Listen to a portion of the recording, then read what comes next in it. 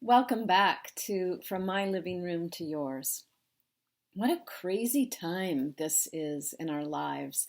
We've been saying that since last March, but we continue spiraling around to new ways this pandemic era is so bizarre.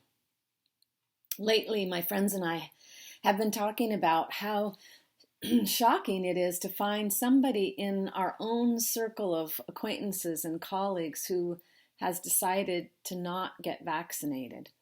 And how we just sort of assumed that everyone in our circle would have decided to receive the vaccine to protect those around us.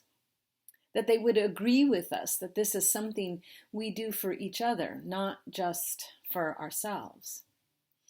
I've heard stories of how some people who've decided not to get vaccinated don't really want to know any of the research that could help assure them that the vaccine is safe.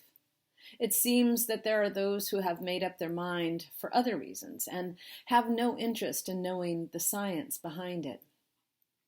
Just this morning, I heard about a super spreader event in a church in Oregon. 74 people are sick with COVID, and that could have been completely avoided if they had all been vaccinated. I guess all we can do is pray for those people, that their hearts be softened to hear our plea that we all do our part to help each other. And yet I'm very much aware of how careful we need to be, that it's not our hearts that get hardened in the process. Whatever the issue we're passionate about, whether it's anti-racism, funding for affordable housing in our area, or scientific innovations, we have to be careful that we aren't becoming judgmental of those who think differently than we do.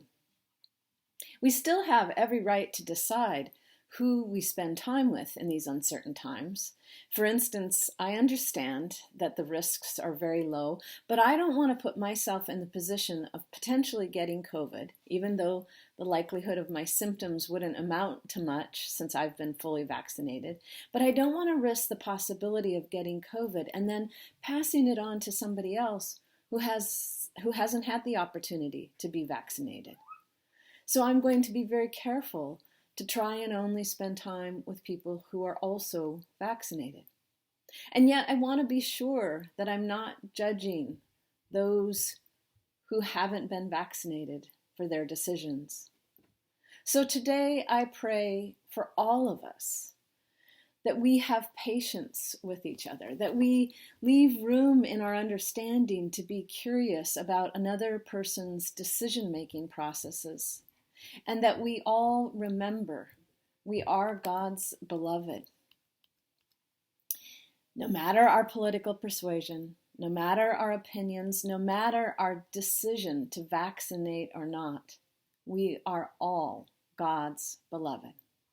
Until next time, be humble, be grateful, be kind.